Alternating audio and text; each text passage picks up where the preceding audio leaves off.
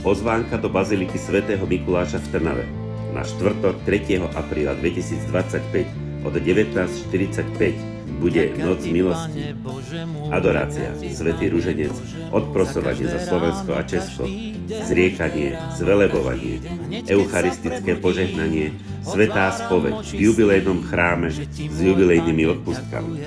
Program je nasledovný. O 18:30 bude svätá omša. Po svätej omši vyloženie oltárnej sviatosti.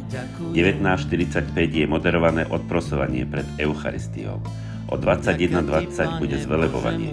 21:30 sa pomodlíme svätý ruženec. Od 23. hodiny bude svätá hodinka moderovanou adoráciou. O polnoci záverečné požehnanie so sviatosťou oltárnou. Modlitba za dozorenie.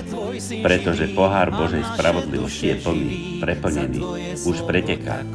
Len mohutná sila modlitby a odprosujúceho pokánia ochránia svet pred tým, čo mu pripravila Božia spravodlivosť. Počúvnite aspoň teraz hlas vašej nebeskej matky. Potrebujem toľko odprosujúce modlitby a ochotne obetovaného utrpenia. Tešíme sa na každého z vás. Pozývame vás k osobnej účasti. Nočná adorácia. Navštevuj ma a zotrvávaj so mnou v noci a ja budem pracovať pre teba počas dňa.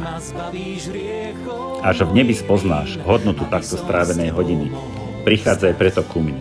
Navštevuj ma a zotrvávaj so mnou v noci a ja budem pracovať pre teba, s tebou a skrze teba počas dňa.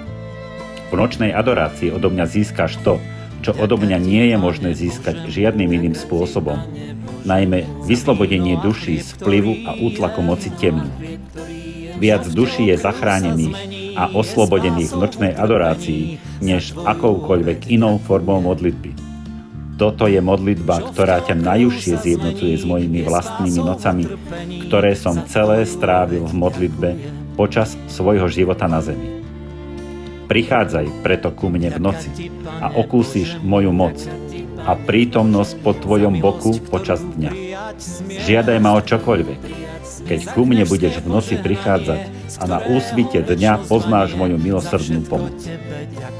Mám zvláštne zaľúbenie v tých, ktorých povolávam, aby so mnou bdeli v nočnom čase.